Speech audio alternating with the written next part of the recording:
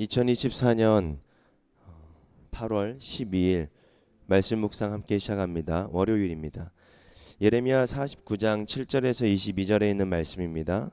예레미야 49장 7절에서 22절에 있는 말씀, 저희는 새번역 버전으로 함께 말씀을 묵상하고 있습니다.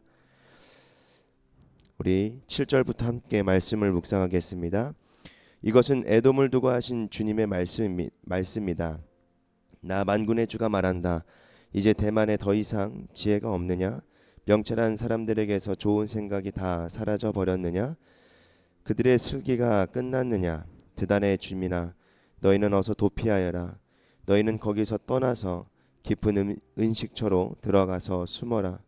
내가 에서에서 재앙을 내려 그를 벌할 때가 되었다. 포도서리를 하는 사람들이 들이닥쳐도 남기는 것이 덜어 있으며 밤에 도둑이 들어도 마음에 드는 것만 가져간다. 그러나 나는 에서를 샅샅이 뒤지고 그가 숨을 수 있는 곳들을 다 들추어 내었으니 그는 숨을 곳이 없다. 그의 자손이 다 망하고 그의 친족이 모두 망하고 그의 이웃이 모두 망하고 에돔마저 살아남지 못할 것이다. 내 고아들은 내게 남겨두어라. 내가 그들을 돌보아 주겠다. 내 가부들도 나를 의지하고 살 수가 있을 것이다. 진실로 나 주가 말한다. 보아라, 이 잔을 마시도록 판결을 받지 않는 백성도 꼼짝없이 이 잔을 마셨는데 하물며 너 에돔이 벌을 받지 않고 벗어나려고 하느냐? 너는 절대로 벌을 면할 수가 없다. 너는 그 잔을 마셔야만 한다. 참으로 나를 두고 맹세한다. 나 주의 말이다. 보스라는 폐허가 되어 놀라움과 조소와 저주의 대상이 되며 거기에 딸린 모든 성읍도 영원히 폐허로 남을 것이다. 주님께서 세계 만민에게 특사를 파견하시면서 하시는 말씀을 내가 들었다. 너희는 모여서 에돔으로 몰려가서 그를 쳐라. 너희는 일어나서 싸워라 하셨다. 에돔아, 보아라, 이제 내가 너를 세계 만민 가운데서 가장 하찮은 자로 만들어서 사람들에게서 멸시를 받게 하겠다. 내가 바위 틈 속에 자리 잡고 살며 산 꼭대기를 차지하고 산다고 누구나 너를 무서워한다고 생각하지 말아라. 그러한 너의 교만은 너 스스로를 속일 뿐이다. 내가 아무리 독수리처럼 높은 곳에 내 보금자리를 만들어 놓아도 내가 너를 거기에서 끌어내리겠다. 나 주의 말이다. 에돔이 참혹하게 파괴되어 그곳을 지나는 사람마다 그곳에 내린 모든 재앙을 보고 놀라며 비웃을 것이다. 소돔과 고모라와 이 이웃의 성읍들이 멸망했을 때와 마찬가지로 더 이상 그 땅에 자리 잡고 사는 사람이 없을 것이며 그 땅에 머무른 사람도 없을 것이다. 나 주가 말한다. 보아라, 사자가 요단 강가의 깊은 숲속에서 뛰어나와서 푸른 목장으로 달려들듯이 나도 갑자기 에돔으로 달려들어서 그 주민을 몰아내고 내가 택한 지도자를 그곳에 세우겠다. 누가 나와 같다는 말이냐? 감히 나에게 따지며 대들 수가 있는 자가 누구며 나에게 맞설 수 있는 목자가 누구냐? 그러므로 너희는 나 주가 에돔을 두고 세운 계획을 듣고 대만 주민에 대한 나의 생각을 들어보아라. 양떼 가운데서 아주 어린 것들까지 끌려갈 것이니 온 목장이 항무지가 될 것이다.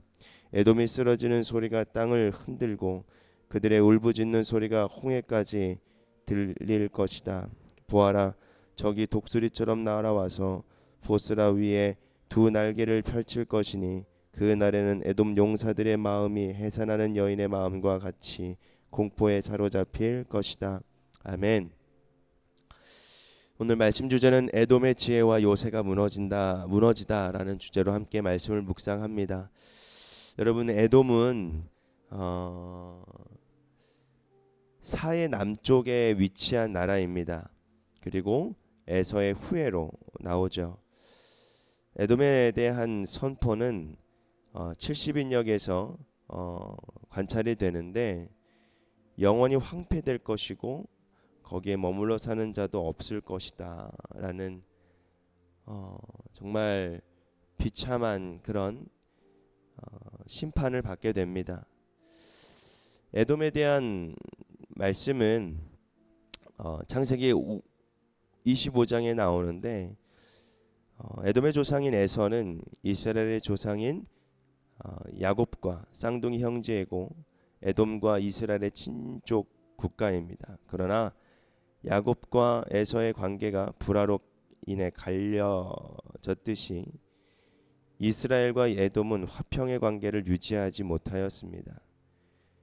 그래서 아모스의 선포에서도 이렇게 관찰되었는데 에돔의 주변 국가가 사로잡은 자들을 매매하여 종으로 부리게 되고 더 나아가 자기 형 곧 이스라엘을 칼로 쫓아가며 쳤다라고 서술합니다.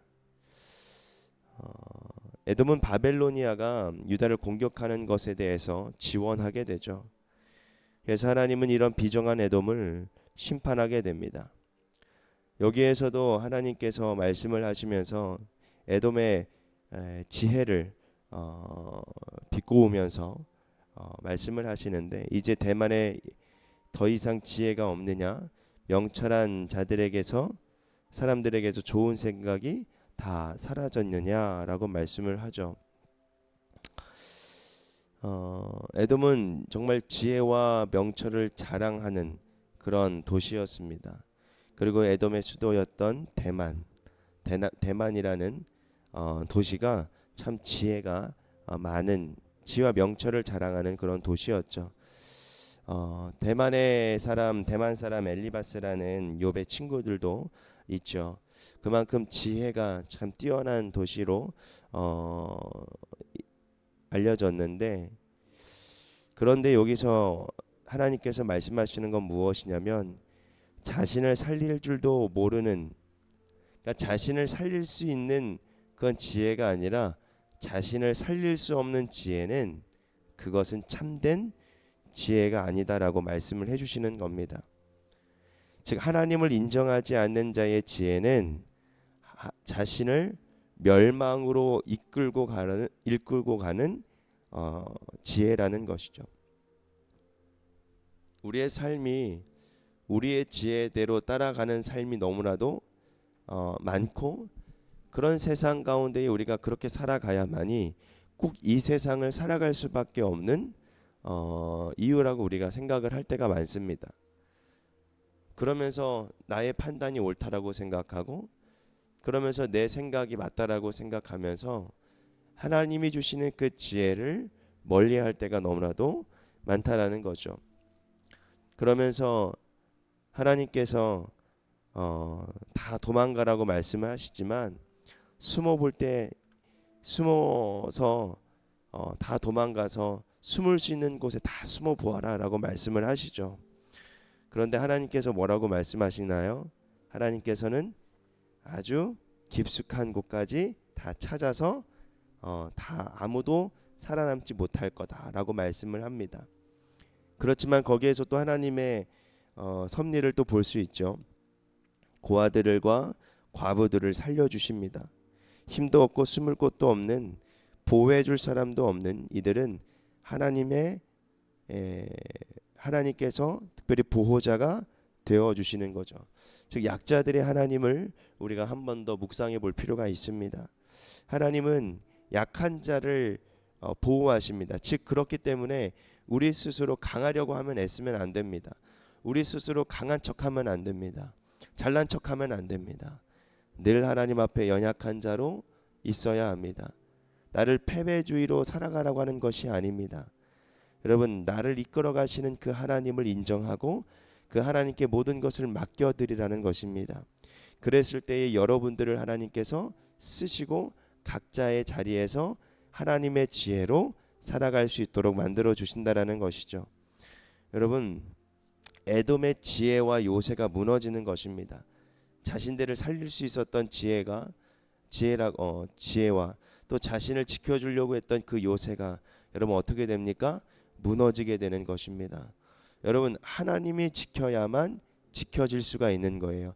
하나님이 우리 안에 울타리로 계셔야만 우리가 그 우리 안에서 안전하게 지킬 수 있게 되는 것입니다. 여러분 그러면서 에돔에 또 어떤 죄를 꼬집죠? 교만함에 대해서 다시 이야기하고 있는 것입니다. 자랑하지 말라는 것입니다. 16절의 말씀 보면 내가 바위 틈 속에 자리 잡고 살며 꼭대기를 차지하고 산다고 누구나 너를 무서워한다고 생각하지 말라. 그러나 너의 교만은 너 스스로를 속일 뿐이다. 여러분, 교만은요 자꾸 나를 어떻게 합니까? 거짓으로 나를 자꾸 꾸며내려고 하는 겁니다. 교만은 자꾸 나를 어떻게 합니까? 거짓말쟁이로 만들어 버리는 거예요. 스스로를 속이게 되는 것이죠. 여러분, 교만을 여러분 빨리 우리는 버릴 줄 알아야 합니다. 그 교만에서 벗어나야만이 우리가 넘어지지 않게 되고 패망하지 않게 된다라는 것입니다. 사랑하는 성도 여러분, 우리는 늘 가난한 마음 가운데에 주님을 의지하며 나아가십시오. 그때에 주님께서 주시는 참된 지혜가 여러분들의 살 길을 인도하시고 여러분들의 삶을 이끌어 가실 것입니다.